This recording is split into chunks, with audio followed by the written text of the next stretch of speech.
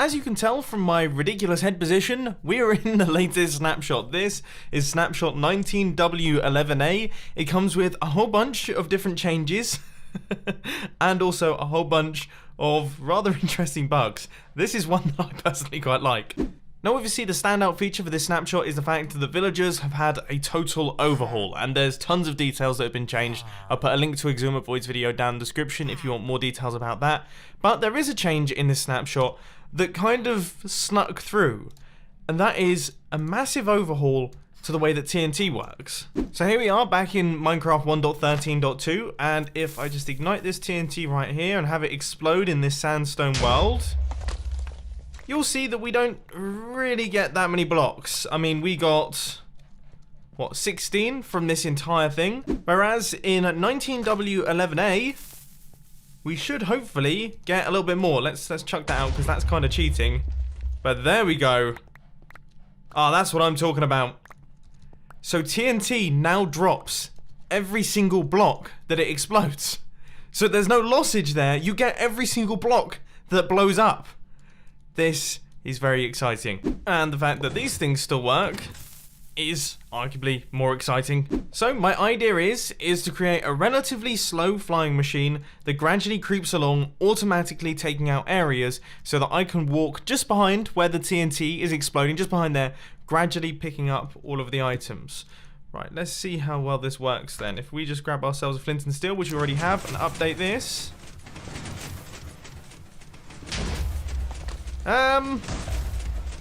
It's still a little bit too fast, isn't it? I mean, that seems like it will be quite dangerous. You definitely have to be careful. So let's go back to the drawing board a tiny bit and just build up a slightly slower design. I still feel like we're onto something here. I mean, it's a little bit of a risky idea, I have to say, but you kind of just run in, pick up all the items you can, and make sure that the TNT doesn't land on your head. If it does land on your head, just make sure that you move out the way. But otherwise, you're just running about picking up loads of items. And I mean, I've been doing this for maybe, what, 2 or 3 minutes? And I'm filled to the brim with sandstone already. This seems like we could be onto something here. So this design right here has been a mild success. I would say we've done pretty well on that.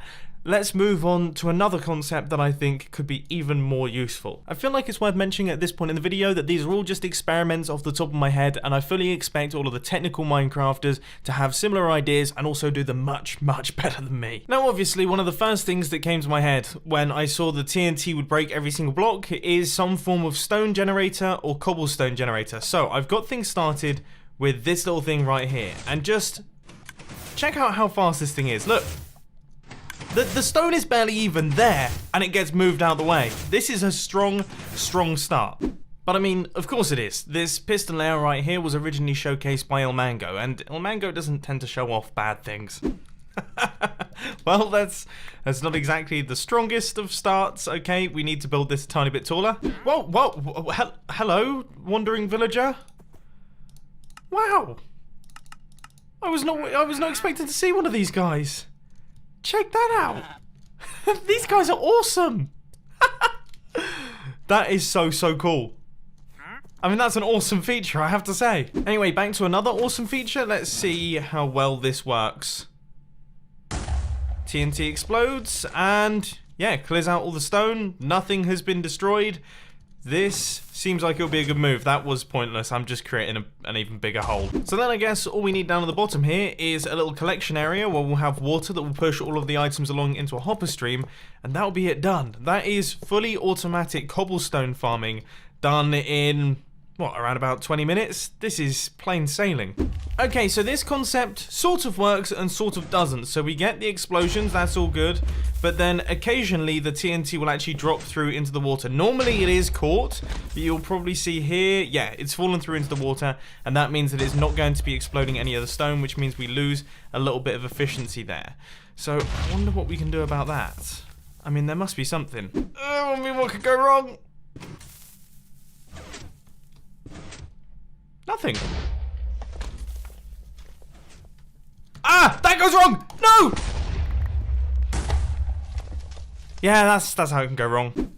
I'm hoping now that we have these glass blocks here, that should hopefully stop anything like that happening. And you know what? It's looking promising. So we now have like a holding chamber for our TNT that stops it from dropping down immediately, which should hopefully give the stone time to generate. And you know what? I think we're onto a winner. So I've just activated the stone generator and things are working properly. So as you can see, the TNT gets held up at the top, gives the stone time to generate, and gradually it makes its way across. And you can see that it reliably lands on top of the stone blocks, doesn't drop down into the water, and it's constantly breaking stuff. So Matt, that means that this thing's going to work perfectly. I mean, it's not a particularly complicated thing to build, and you can see that there is just cobblestone gradually flowing into it. Now sure, it's not the most efficient design in the entire history of mankind, but you could build this thing really, really easily, and if you just have it sitting in a corner and just running while you're AFK, I mean, overnight, you're going to gather so much stuff. This is awesome. Now, I was thinking about building up some form of wood farm that also used TNT to blow up the wood and then drop it into hoppers, but to be quite frankly honest with you, the wood farm that I've built on the Hermitcraft server that actually makes use of TNT works really, really well, and is probably more efficient, so not going to do that today.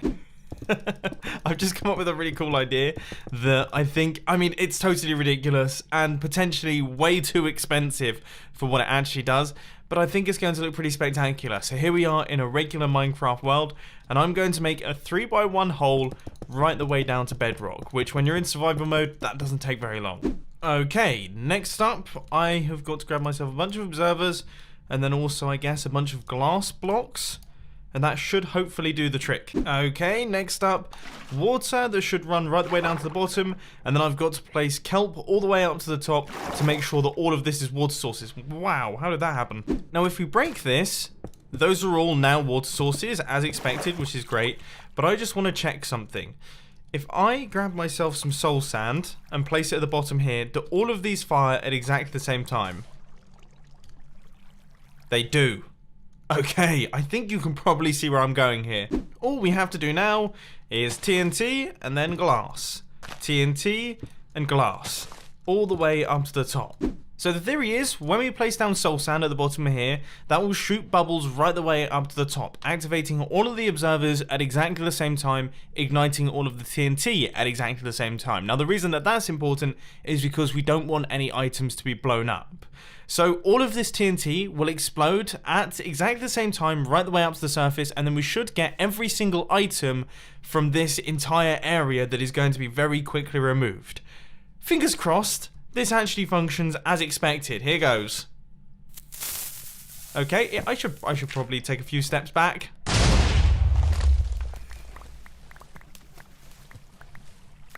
I mean, it's removed all of the blocks. But it feels like I should have gotten way more items for that. Am I wrong?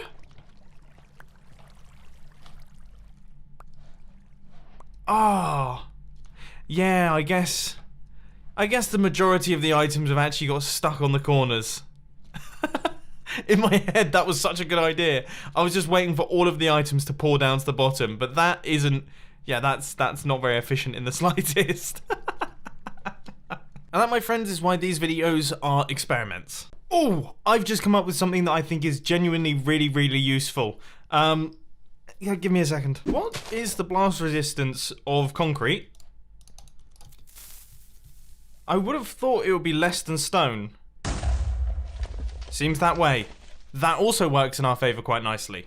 So, what I've done, and I'm very excited about this because I think it might work, what I've done is I've taken what we did with the cobblestone generator and I've used that concept with a concrete powder to concrete converter. Okay, so this is a simple system. You know, we place down concrete powder, instantly becomes concrete, and then gets pushed across, and then when it gets to the end here, it will get pushed across like that. And I'm hoping that we should be able to automate the process of this using TNT. So here goes. I'm going to hold down the right click button, and this is pretty fast. And if we take a look, I mean, it's difficult to see what's going on. Oh, that looks good. Oh, I don't know about you guys, but I think this might actually be working. Oh, I just missed. Is that going to be an issue? I mean, I suppose we can just slow down a little bit. I mean, it needs some work, but the concept is there, and it does seem to be functioning. This is the coolest thing ever. This is going to be so cool for the Hermitcraft server. I mean, think how much concrete powder I use on a daily basis. It's ridiculous. We absolutely fly through the stuff, and this is considerably faster. And also a lot more entertaining, may I add. Oh my word. This is so cool. And is it working well? It's working well. All the items are making their way in.